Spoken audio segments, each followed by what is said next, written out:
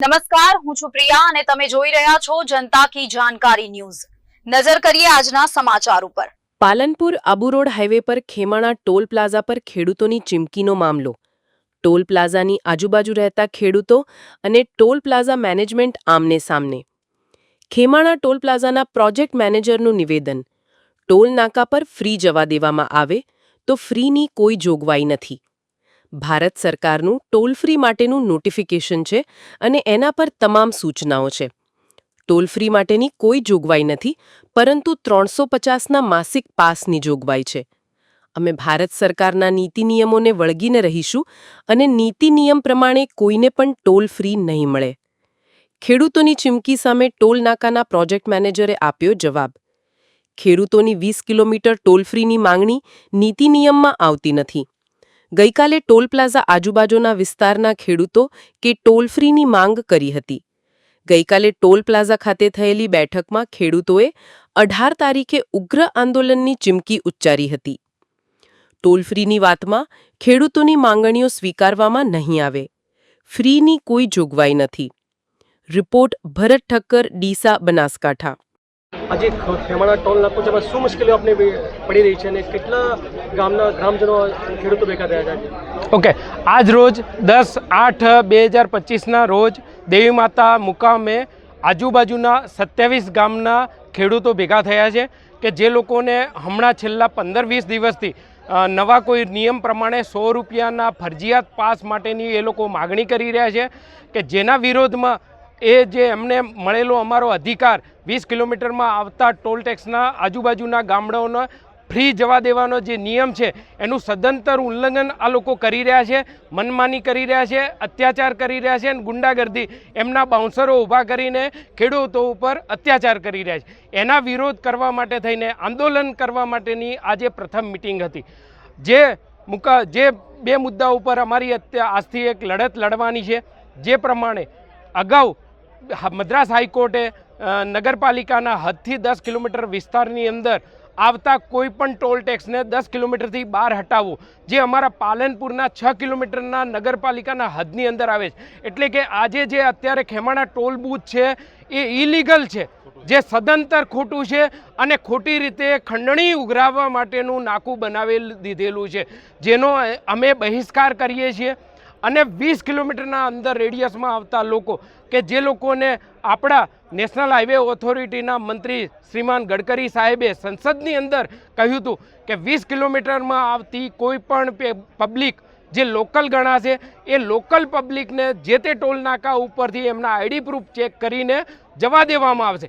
એમાં commercial vehicle, public vehicle કે private vehicle એવી કોઈ પરિભાષા નથી। તમારું કોઈ પણ વાહન હોય, ખેડૂતનું પોતાના શાકભાજી વેચવા માટેનું ટેક્સી પાસિંગવાળું ડાલું હોય તો એને પણ એમને છૂટ આપવી પડે। એટલે એ લોકો બાયફર્ગેટ કરે છે કે ભાઈ કોમર્શિયલ વ્હીકલને અમે નહીં આપીએ।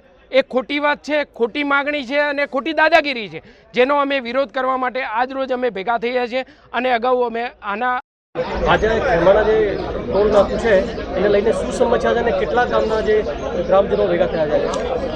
ખેમાણા ટોલ નાકાની આજુબાજુના 20 કિલોમીટરના એરિયામાં આવતા મોટાભાગના ગામોના 300 થી 400 કાર્યકરો આજે દેવી માતાના મંદિરે મળ્યા।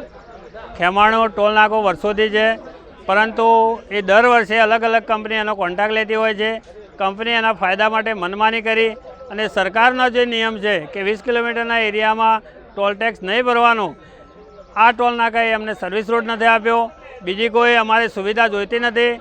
ટોલ નાકાથી 1 કિલોમીટરના એરિયાના લોકો પાસે પણ આ ટોલ માગે છે।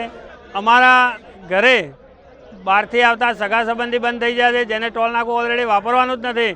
અને ખેડૂતો આ રહ્યા લોકો પાસ કાઢવાનું કહે છે, તો ખેડૂતને મહિનામાં 1 વાર કે 2 વાર પાલનપુર જવાનું થાય તો એને ટોલ ટેક્સ પણ પોસાતો નથી અને પાસ પણ પોસાતો નથી। એ પાસ આપવાની નીતિ ખોટી છે। બીજી બધી જગ્યાએ ભારતમાં ટોલ ટેક્સ છે, ત્યાં એક આખા જિલ્લા પૂરતું ટોલ ટેક્સ ફ્રી હોય છે, તો અમે તો આ વિસ્તારના લોકો પાલનપુર અને અમીરગઢ 2 તાલુકાને ફ્રી માગીએ છીએ, પરંતુ આ લોકોની મનમાનીથી અમે થાકી ગયા છીએ। વારંવાર રજૂઆત કરવા છતાં પણ એમની મનમાની અને એમના વ્યક્તિગત ફાયદા માટે દુરુપયોગ કરે છે। ટોલ નાકાની સ્થિતિમાં પણ એવું છે કે ઘણા બધા એમના સંબંધીઓને કે ડરાવે એ લોકોને જવા દે છે અને મારા નિર્દોષ ખેડૂતોને સતત હેરાન કરે છે.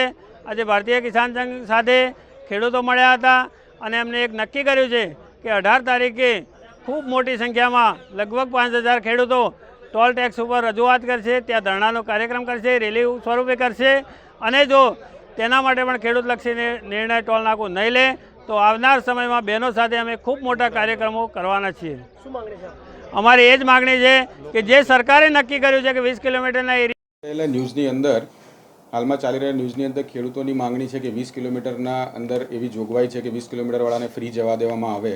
તો આપશ્રીના માધ્યમ દ્વારા જણાવીશ કે એવી નેશનલ હાઈવે ઓથોરિટીના ફી રોડ નોટિફિકેશનમાં એવી 20 કિલોમીટરમાં ફ્રી જવા દેવા માટેની કોઈ પણ એવી જોગવાઈ નથી. 20 કિલોમીટરમાં લોકલ પાસ આપવામાં આવે છે જે 350 રૂપિયાનો માસિક પાસ છે. એટલે જેને પણ ટોલ પ્લાઝા પરથી મૂવ થવું હોય, અપ એન્ડ ડાઉન કરવું હોય તો તેમને 350નો માસિક લોકલ પાસ મેળવી અને માસિક અનલિમિટેડ ટાઈમ આવજા કરી શકે છે. સર્વિસ રોડનો જે મામલો છે, સર્વિસ રોડની એવી કોઈ જોગવાઈ નથી નેશનલ હાઈવેના કોઈ પણ ટોલ પ્લાઝા ઉપર, જે હું આપના માધ્યમ દ્વારા જણાવીશ કે એ સ્વીકાર્ય માંગણી છે અને એવી કોઈ રૂલ્સ રેગ્યુલેશનમાં એનું પ્રાવધાન નથી. અત્યારે 100 રૂપિયાના પાસની વાત છે.